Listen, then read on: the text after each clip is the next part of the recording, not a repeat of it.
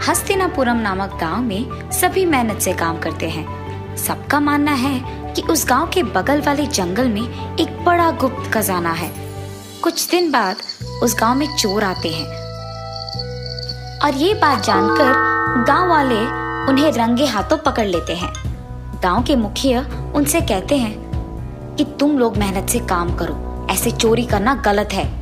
ये कहने के बाद सभी वहां से चले जाते हैं, सभी सिवाय एक आदमी के। मैंने सुना है कि तुम लोग बहुत बड़े चोर हो।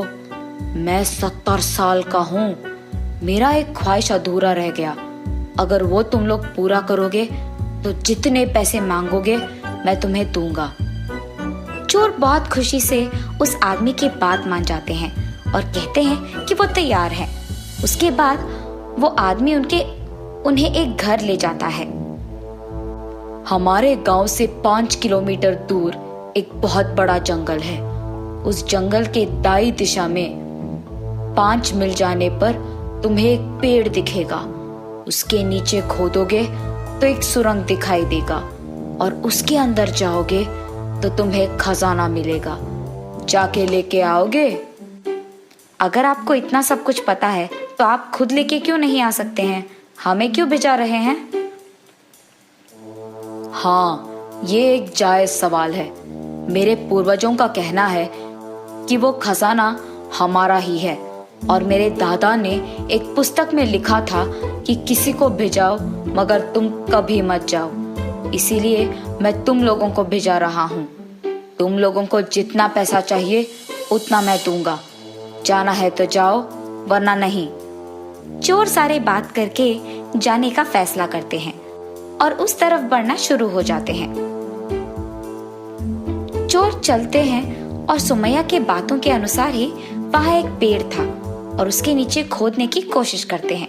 इतने में वहां एक मुनि आते हैं और वो ऐसे कहते हैं, तुम लोग वहां मौजूद जादुई सुरंग की ओर बढ़ रहे हैं। वो बहुत खतरनाक है। उसके कारण बहुत लोगों ने उनका जान खो दिया। यहाँ से चले जाओ। लेकिन वो चोर उस मुनि के बातों को अनसुना करके आगे बढ़ते हैं।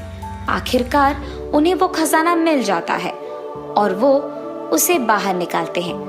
बहुत सारा पैसा, सोना, चांदी, जेवर, मोती और बहुत कुछ था वहां। ये देख वो तीनों एक योजना बनाते हैं कि सुमैया को बताए बिना वो पैसे लेकर भाग जाएंगे, क्योंकि तब वो सारा खजाना उन्हीं का तो होगा। ये फैसला करते हैं। कुछ दूर चलने के बाद उन तीनों को बहुत भूख लगता है। साई, तुम जाकर खाने के लिए कुछ ले आओ। हम तब तक इस खजाने के पास रहेंगे। ठीक है। रास्ते में साई को एक विचार आता है कि अगर ये दोनों नहीं रहेंगे तो सारे पैसे मेरे बन जाएंगे। तब वो खाना खा के उन दोनों के खाने में जहर मिलाता है।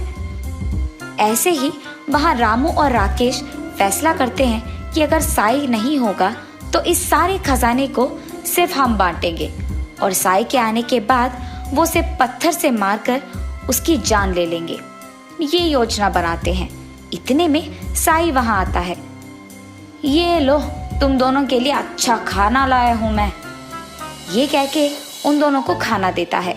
वो दोनों साई के सिर पे पत्थर मारते हैं। साई वही मर जाता है। उसके बाद वो दोनों आराम से बैठकर खाना खाने लगते हैं और कुछ देर बाद वो भी खून थूकते हुए मर जाते हैं। जादुई खजाना उसके जगह में वापस चले जाता है और महफूज होता है।